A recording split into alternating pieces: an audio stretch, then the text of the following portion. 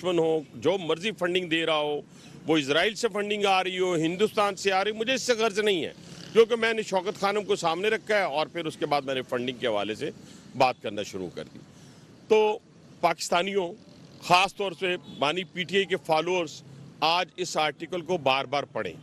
एक तो जो शख्सियत के बारे में, जैसे मैंने कहा कि मायूसी के गड़े में थे, 2010 में क्या हैसियत थी, 2002 की असम्बली में मैं भी था, बानी पीटीआई भी था, एक नशिस्त जनरल मुशर्रफ से भीख मांग कर ली गई थी कि मुझे एक नशिस्त तो दे दें, क्योंकि मैंने तो आपके रेफरेंडम की भी हमायत की। उसके बारे में क्या लिखता है, उसके बारे में द इकोनॉमिस्ट में लिखा जाता है कि ये एक ऐसा शख्स है जो शॉर्ट टेम्पर है, जो फैसला करने में जल्दी करता है, जो दोस्तों का दोस्त नहीं है, जिसे सोचने और समझने की कोई सलाहियत मौजूद नहीं है। और फिर उसके बारे में बताता है कि वो क्रिकेटर से लेकर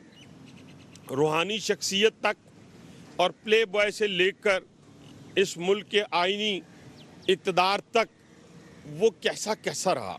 अब उसकी तफसील में जाने से पहले मैं ये ज़रूर कहूँगा कि आप कहते हैं ना, जब आप किसी को परखते हैं, देखते हैं, तो देखते हैं कि इसके दोस्त कितने पुराने हैं, इसके साथ रहने वाला कितना पुराना है, इसका ड्राइवर कितना पुराना है,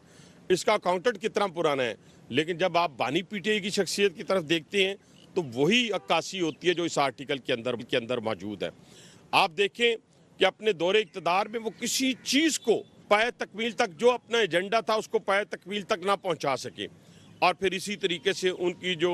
ज़ाती ज़िंदगी है उसके ऊपर अंदर जो उतार और चढ़ाव आता रहा, और आखिरकार उन्हें भी एक जैली पीरनी मिल गई और एक ऐसी खातून मयस्सर आ गई जो पहले तो रूहानी पेशवा बनी, और खुदा के लिए कभी दुनिया के अंदर और ख़ास तौर पे इस बरे सगीर के अंदर आपने देखा होगा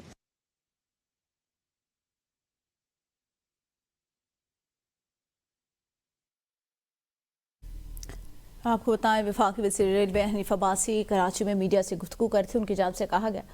द इकोनॉमिस्ट की रिपोर्ट में बानी पीटीआई के 4 साल दौरे इक़्तिदार का भांडा फोड़ दिया गया, किस तरह उनके अहलिया बुशरा बीबी इक़्तिदार पर काबिज रहीं। और फिर उस पीरनी ने,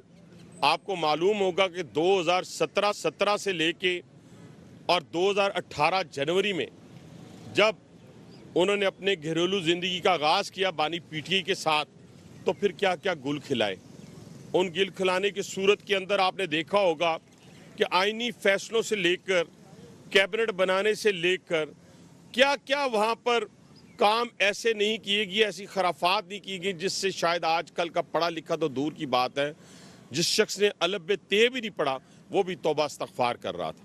आज जिन ड्राइवर्स के मुंह से, वहाँ के केयर टेकर के मुंह से, बनी गाला के जो और प्राइम मिनिस्टर हाउस के केयर टेकर्स के मुंह से जो बातें निकल रही हैं और जो हम सुना करते थे, वही आज द इकोनॉमिस्ट में लिख दिया गया है। पूरी दुनिया को बता दिया गया है कि कितना ख़तरनाक वक्त गुजरा है पाकिस्तान के ऊपर, कि किसके हाथ में था इक़्तिदार, जो जादूगर हुकूमत के अंदर जादूगरनी के हाथ में था। और वो जादूगरनी क्या किया करती थी, ज़रा सुनते जाएं कि आज आपने 5 बजे से पहले पीएम हाउस से निकल जाना है, 12 बजे के बाद पीएम हाउस में आना है, दोपहर को आपने फलां से मिलना है, फलां से नहीं मिलना, फलां कैबिनेट में होगा, फलां नहीं होगा। जितने दरीना दोस्त थे उनसे किनारा कशी इख्तियार कर ली गई। फिर क्या हुआ, कभी किसी जानवर का सर जला हुआ मिल रहा है, कभी क्या किसी की खोपड़ी मिल रही है, और मिर्चें वहाँ से पता नहीं, दुनिया की कोई खराफात जिनका तो मुझे इल्म भी नहीं है और मैं इल्म में जाना भी नहीं चाहता, वो सारी खराफात वहाँ पे किए जाते रहे। और इसके साथ ट्रांसफ़र, पोस्टिंग्स, सब एक जादूगरनी के हाथ में आ गई। और कौन था इस मुल्क का हुक्मरान, कौन था इस मुल्क की, उस मुल्क का हुक्मरान था जो मुल्क जो है एटमी कुव्वत रखता था, उसके हाथ में वो जादूगरनी आई और उसने आकर इस मुल्क के तमाम आईनी फैसले करने शुरू किए, कैबिनेट के करप्शन की इंतहा की, और उस करप्शन की इंतहा को आज यहाँ पे एक्नॉलेज कर दिया गया इस आर्टिकल के अंदर। फिर क्या हुआ, फिर ये बन गया जी मेरे साथ अगर शादी हो जाती है तो आप वज़ीर आज़म बन जाएंगे। आप वज़ीर आज़म बन गए। जैसे मैंने पहले कहा कि किसी के पास, जाली पीर के पास जाएं तो वो तो कह देगा, तुक्का लग जाएगा उसका, اور اس تکے کی صورت میں سارے لوگ جو ہیں وہ محلے والے جو ہیں ادھر ہی بھاگ رہے ہوتے ہیں. میں اس کی زیادہ وضاحت نہیں کرتا. اور اس تکے کی بنیاد کے اوپر تمام تر قبضہ جو ہے اس خاتون کا ہو گیا جو جادو کے اوپر، کالے جادو کے اوپر یقین رکھتی تھی. اور پھر اس کے ساتھ ساتھ کیا ہوا، آپ نے دیکھا ہوگا کہ ہمارے تمام جتنے اس ملک کے نزدیک ترین ہمسایہ ممالک تھے ان کے ساتھ بھی ہمارے تعلقات کو خراب کر دیا گیا. ان کو چھوڑ دیں، سعودی عرب ہم سے دور ہو گیا، چائنا ہم سے دور ہو گیا، آپ یورپ کی بات، آپ ایران کی بات کریں، سب کی باتیں، کیونکہ پیچھے کہنے والا کوئی اور ہوتا تھا، کرنے والے موصوف تھے بانی پی ٹی آئی، پیچھے سے کہنے والی وہ خاتون تھی جو اس روحانیت کے اوپر یقین رکھتی تھی. میں روحانیت کی بات، روحانیت تو چیز ہی کچھ اور ہے، اس جیلی پیرنی والا کردار ادا کر رہی تھی جو لوگوں کو دھوکہ دینے والی تھی، جو لوگوں سے دھوکہ دے کر پیسہ کمانے والی مشین تھی. یہ وہ لوگ تھے جنہوں نے اس ملک کے اندر جب کرپشن کی بھرمار ہوئی تو اس وقت D G I S I نے جب کہا کہ بھی آپ کے تو اپنے گھر سے کرپشن شروع ہو گئی ہے،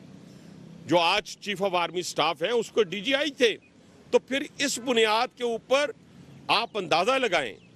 مطلب جادو کی بنیاد کے اوپر، کالے جادو کی بنیاد کے اوپر،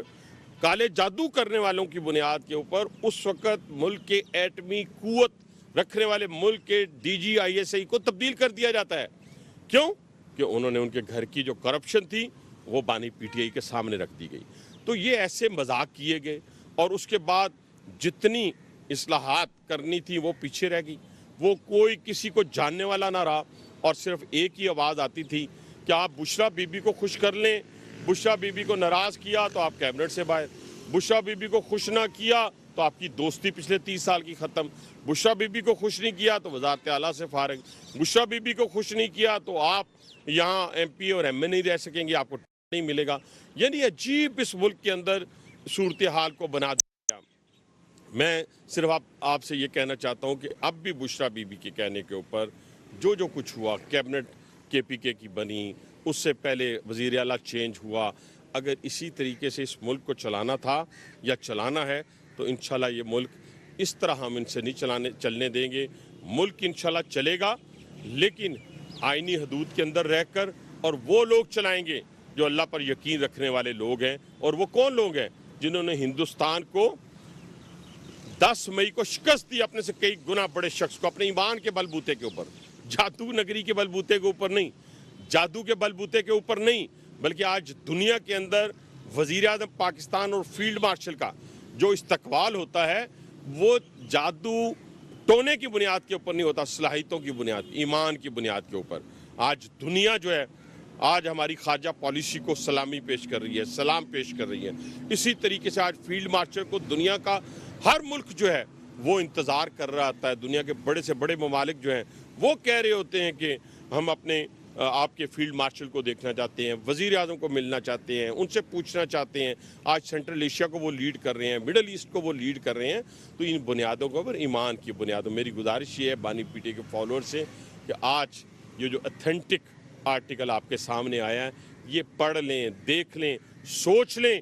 اور آپ دیکھیں کہ آپ کہاں کھڑے تھے، یا جو ابھی بھی کھڑے ہیں وہ سوچ لیں کہ وہ کہاں کھڑے ہیں. آج اس ملک کو ہم نے بھنور سے نکالنا ہے. ہم نے جیسے دنیا کے اندر اپنی عسکری قوت کا